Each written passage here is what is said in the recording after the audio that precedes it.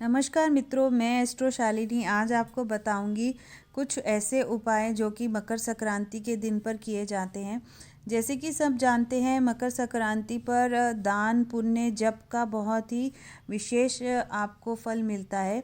तो आपको करना क्या है, मकर संक्रांति पे जैसे सब जानते हैं कि सूर्य उत्तरायण की ओर अपना जाता है और देवों का दिन निकल आता है। और इसके साथ अगर हम सुबह उठते ही स्नान आदि कर कर आप उगते हुए सूर्य को तांबे के लोटे में जल डालकर कुछ कुमकुम और अक्षत और तिल और लाल रंग के फूल डालकर अर्घ दें और ओम गृणी सूर्याय नमः का जप करते हुए अर्घ देंगे तो आपकी जो भी इच्छाएं रहेंगी वो अवश्य पूर्ण होती हैं। और अपनी इच्छा को भी रखें कि मेरी ये इच्छा है या मैं ये करना चाहती हूँ, जो भी आप बोलना चाहते हैं वो आप बोलें। इसके साथ जैसे मैंने बताया है कि दान का भी बहुत महत्व है इस दिन। तो अगर जो भी हम कुछ भी छोटी सी भी चीज़ अगर हम दान करते हैं तो उसका हमें 100 टाइम्स फल मिलता है उसको दान करने का। तो इस दिन आप कुछ भी अपने इच्छा के अनुसार दान कर सकते हैं। विशेष तौर पर अगर कंबल दान किया जाए या गर्म वस्तु या कोई घी या दाल चावल या खिचड़ी का या तिलों का दान किया जाए तो वो विशेष रूप से आपको फलदायक रहता है। और तिल का दान तो इस कुंडली में अगर किसी के दोष भी है तो तिल का दान आपको बहुत लाभदायक रहेगा और आपकी कुंडली में कई दोषों को दूर करेगा। जैसे कि काल सर्प योग का अगर आपकी कुंडली में दोष है या शनि की साढ़े सती चल रही है या राहु केतु आपके गोचर में आपको लाभ नहीं दे रहे या परेशान कर रहे हैं या राहु केतु से आप ग्रस्त दोष है आपकी कुंडली में, तो कुछ तिल के लड्डू के साथ हरी मूंग के दाल और चावल की खिचड़ी का दान आप किसी को कर दें। ज़रूरतमंद को करें या किसी ब्राह्मण को भी कर सकते हैं। आप पितरों की शांति के लिए अगर पितृदोष है या वैसे भी आप पितरों की शांति के लिए कुछ जल में आप तिल डालकर तर्पण दें और उससे भी आपके जो भी रोग हैं या सुख समृद्धि में कुछ बाधाएं आ रही हैं तो वो आपको उसका निवारण मिलता है। और तिल का इतना अच्छा महत्व है कि आप अगर जल में स्नान करने के समय कुछ तिल के डाल लें तो वो आपको बहुत लाभदायी रहेंगे। तिल के भोजन में भी ग्रहण करें, तिल को दान करें, तिल के तेल की मालिश करें। तिल का उपटन अगर आप लगा सकते हैं तो वो भी आप करें तो पाप नष्ट होता है। जो भी आपकी प्रॉब्लम्स हैं वो भी उनका भी निवारण होता है। और इसी दिन अगर आप गरीबों को भोजन करवाते हैं तो आपको अन्न की कमी कभी नहीं रहती और अन्न और धन दोनों की कमी नहीं रहती। और अगर शास्त्रों के अनुसार माना जाए तो मकर संक्रांति के दिन गुड़ और कच्चे चावल को बहते जल में प्रवाहित करें तो वो भी बहुत शुभ माना जाता है। और इस दिन खिचड़ी, तिल, गुड़ और पके हुए चावल में गुड़ और दूध मिलाकर खाने से भी सूर्य देव को शीघ्र ही आपसे प्रसन्न होते हैं। तो इस दिन आप एक विशेष उपाय कर सकते हैं अपनी मनोकामनाएं पूर्ण करने के लिए। आप लाल कपड़े में गेहूं और कुछ गुड़ बांधकर किसी ज़रूरतमंद को दे दें या ब्राह्मण को दे दें और आपकी इच्छाएं ज़रूर पूरी होंगी। और इसी के साथ अगर आप अपने घर में तांबे का सूर्य अगर लाकर अपने ईस्ट साइड में लगाते हैं या तांबे का सिक्का या तांबे का चौकोर सिक्का आप बहते जल में प्रवाहित करते हैं तो भी आपके सूर्य के दोषों को का निवारण मिलता है।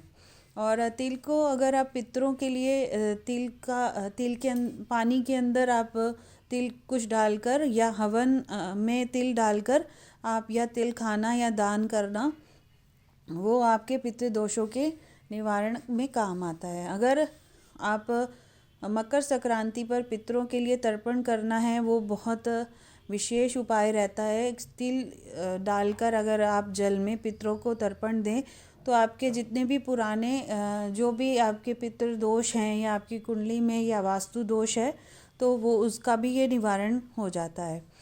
और इस दिन विशेषकर आप सुबह जल्दी उठकर पूर्व दिशा की ओर किसी आसन पे बैठकर आप सूर्य के मंत्रों का भी जाप कर सकते हैं। सूर्य को का यंत्र भी आप अपने घर में स्थापित कर सकते हैं। तांबे का एक सूर्य का यंत्र लेकर आएं और उनके ऊपर लाल फूल और गुड़ चढ़ाएं, गुड़ का भोग लगाएं। लाल चंदन की माला से आप धूप दीप जलाकर लाल चंदन की माला से ओम भास्कराय नमः या ओम गृणी नमाय का पाठ करें तो आपको विशेष फल मिलता है और सूर्य के जितने भी दोष होते हैं उनका आपको निवारण मिलता है।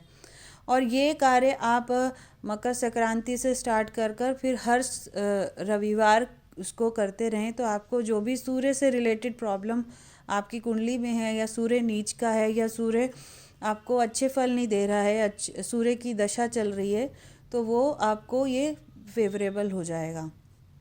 और इसी दिन एक विशेष उपाय, अगर आप शिवलिंग के ऊपर कुछ तिल डालकर जल और गंगा जल मिक्स कर कर कुछ भी उनको बोलकर, जैसे आप अपनी गलतियों की क्षमा मांगते हुए अगर उन पर जल अर्पित करें तो आपको निश्चित ही आपको क्षमा याचना मिलती है और आपकी जो भी मनोकामना है वो पूर्ण होती है।